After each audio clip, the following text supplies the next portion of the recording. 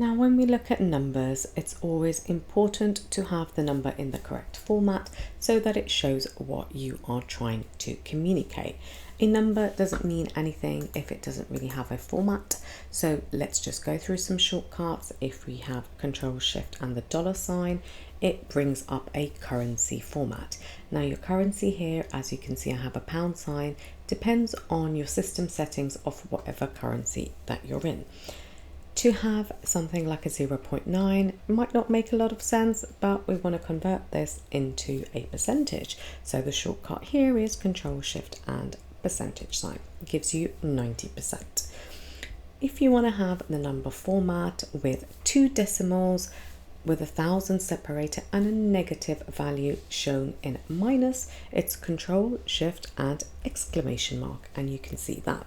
Now just to try that out, let's just have a minus here, and you can see that as a number format, it's not just a subtract, it is a minus.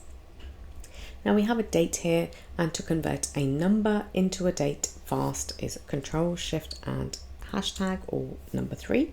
That gives you 15th of October. If you want to just have a simple number format, this is already in a number format, so let's try to drag this down here, and we want to convert this back to a general number format. So here, Control Shift and the tilde button, which is near the escape on your keyboard.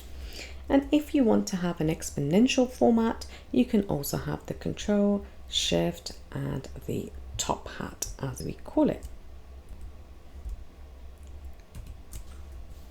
Okay, and there we go. So if you have a very large number, it makes sense to have it in an exponential format.